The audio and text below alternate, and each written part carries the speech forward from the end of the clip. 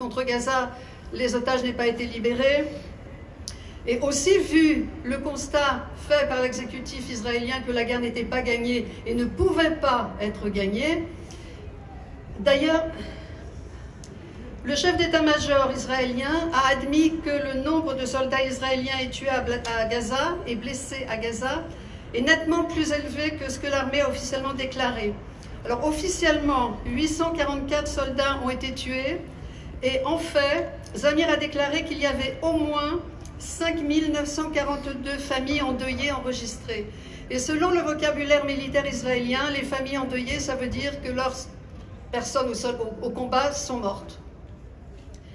Donc, dans ce contexte-là, Netanyahou a cédé, avec en contrepartie le feu vert des États-Unis pour s'attaquer de plein fouet à la Cisjordanie. Alors, on me demande quelquefois, est-ce que ça va mieux ? Oui, les bombes ne tombent plus par dizaines, par centaines, par milliers tous les jours. Mais à Gaza, 90% du territoire est dévasté et la vie se réorganise lentement dans l'incertitude, dans l'inquiétude sur l'avenir proche. Il n'y a pas d'eau, il n'y a pas d'électricité, il n'y a pas de médicaments. Il y a de la nourriture, il y a quand même des camions qui entrent, mais elle est extrêmement chère et pratiquement impossible à se procurer pour la moitié pour l'essentiel des familles. Dans cette situation-là, 900 000 Palestiniens qui avaient été expulsés au sud sont remontés vers le nord. Et ils survivent dans les ruines de leur maison ou dans des tentes. Et dans l'accord de trêve, il était entendu que des tentes pourraient rentrer, 200 000 tentes. Il en est rentré 53 000. Il était aussi prévu que 60 000 maisons préfabriquées entrent. Il en est rentré aucune. Et pour déblayer et commencer à reconstruire, ce qui est absolument indispensable, bien sûr, il faut des bulldozers et d'autres machines lourdes de déblaiement. Et sur les 500 nécessaires et prévus dans l'accord, 4 seulement sont entrés. L'électricité, qui est quasiment indispensable, ne serait-ce que pour les soins médicaux qui peuvent encore se faire, elle dépend évidemment de l'approvisionnement en carburant. Mais au cours des 23 premiers jours suivant le début de la trêve, moins de 25 camions par jour sont entrés, totalement insuffisants. Donc la situation est extrêmement précaire, d'autant plus que, comme je l'ai dit, des bombardements sporadiques continuent. Alors le Lancet, on en a déjà parlé, c'est une revue médicale de très grande qualité et reconnue au niveau international, estime, on l'a déjà dit aussi, à 400 000 morts à Gaza, les morts à Gaza, dont 70 000 directement, sous 100 000 tonnes de bombes, et 14 000 encore se trouvent sous les 50 millions de tonnes de débris, plus 320 000 morts indirectes, a priori, morts de blessures, de maladies, de faim, de froid, de torture aussi. Parmi eux, 70% de femmes et d'enfants. Mais, signe de très forte résilience, comme on dit, les cours ont repris pour une partie de la jeunesse privée d'éducation pendant 1 an et demi, dans des tentes, dans des bâtiments qui tiennent à peine debout. Et je tiens à noter ici la solidarité qui s'est établie à partir de Lille, il y a déjà plusieurs mois, où des professeurs du monde entier se sont mis en réseau et ont donné des cours aux étudiants de Gaza, ceux qui évidemment pouvaient avoir accès à Internet. Christophe.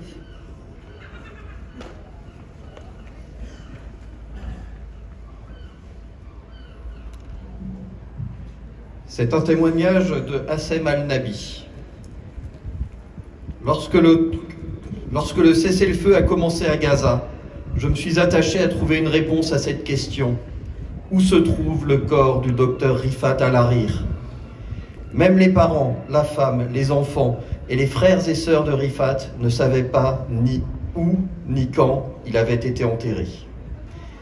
Je voulais répondre au souhait de la mère de Rifat, qui m'avait dit peu avant le cessez-le-feu, je veux juste savoir où il est et lui donner un enterrement digne de ce nom pour qu'il puisse reposer en paix.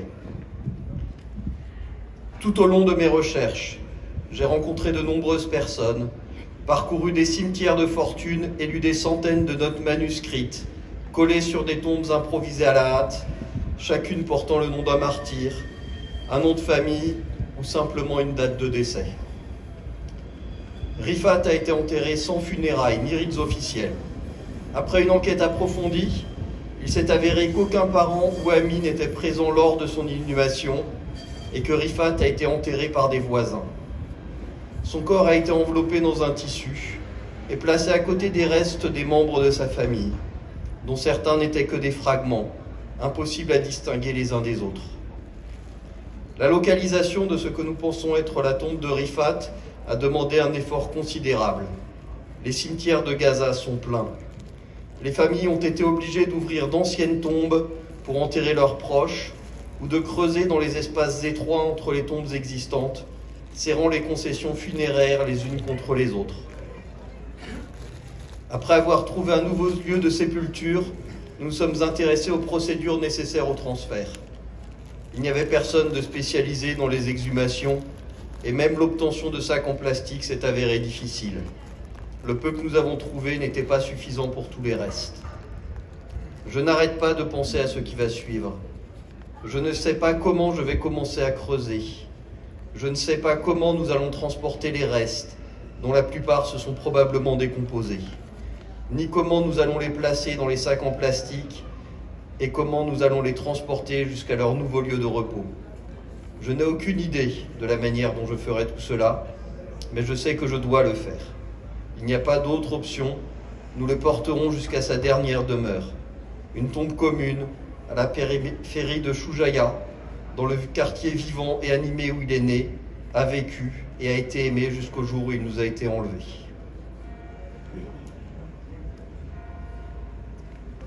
Merci Christophe.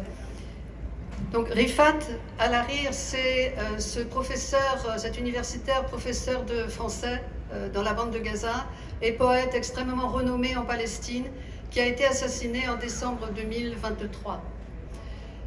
Peu de temps après, sa fille a été assassinée également.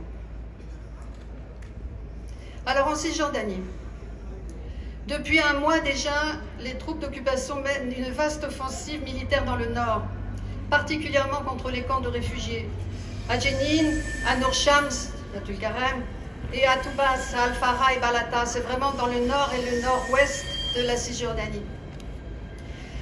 C'est que les camps, cœur de la résistance palestinienne, sont le symbole du droit au retour des réfugiés palestiniens, droit inscrit dans le droit international et que rejettent Netanyahou et son gouvernement et la majorité des Israéliens.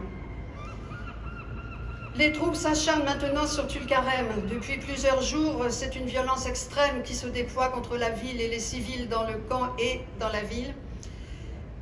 C'est au point que Netanyahou, qui se sent pousser des ailes depuis que Trump a fait ses projets insensés, a demandé que l'offensive augmente encore d'intensité et il s'est rendu lui-même aujourd'hui à Tulkarem et il trône dans des maisons qui ont été confisquées aux Palestiniens. La stratégie sioniste est la même en Cisjordanie qu'à Gaza.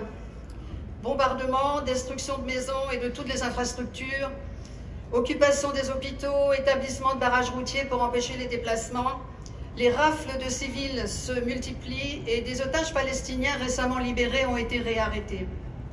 Plus de 40 000 personnes dans le nord ont été chassées de leurs maisons et errent sur les routes, se réfugiant chez des amis, chez des parents.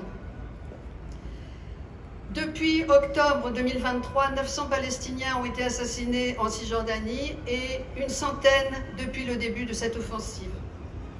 Pour l'UNRWA, vous savez, cet office pour les réfugiés palestiniens, je cite, « Le déplacement forcé des communautés palestiniennes dans le nord de la Cisjordanie s'intensifie à un rythme alarmant et l'utilisation de frappes aériennes, de bulldozers blindés, de détonations contrôlées et d'armes de pointe par les forces israéliennes est devenue monnaie courante. C'est un débordement de la guerre de Gaza. » Je vous parlais de Trump. Bon, le plan Trump prévoit donc que les États-Unis s'emparent de Gaza quand les habitants seront déportés un petit peu partout, Égypte, Jordanie, etc. Dans une logique impérialiste, colonialiste, au mépris absolu de la population palestinienne et de ses droits, il veut imposer une vision transactionnelle comme un chef d'entreprise, faire un projet immobilier pour les États-Unis et les riches de ce monde. Mais il s'agit aussi de s'approprier les hydrocarbures qui sont au large de Gaza. Il y a notamment un champ gazier extrêmement important. Et puis, il faut s'assurer de routes commerciales terrestres sûres, tout en tentant d'affaiblir l'Iran. Et puis ce projet insensé de Riviera pour Gaza cache en réalité l'objectif maintenant affiché, l'objectif plus large qui est l'annexion de la Cisjordanie par Israël.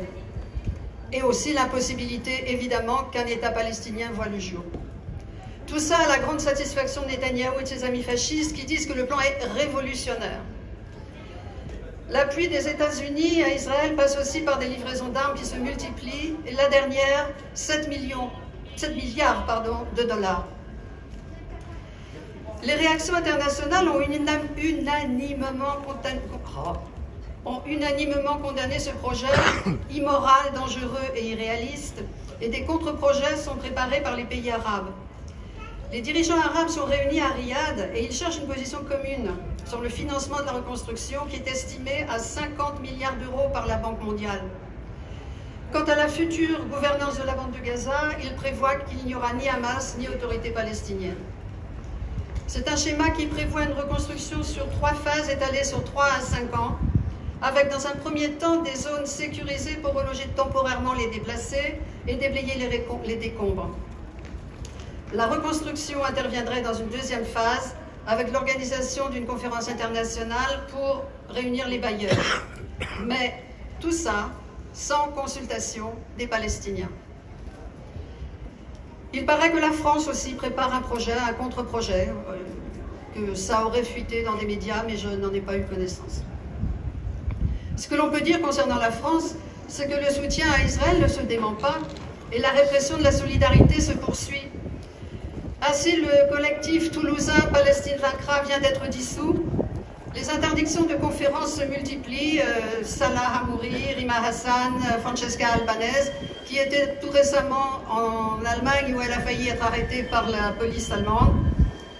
Et puis bien sûr, Georges Ibrahim Abdallah, pour lequel nous étions ici mercredi dernier, et qui finalement n'est pas libéré sous prétexte que le tribunal a validé sa libération, mais qu'il faudrait qu'il puisse apporter des compensations financières aux victimes américaines, enfin états-uniennes et israéliennes des attaques de 1982.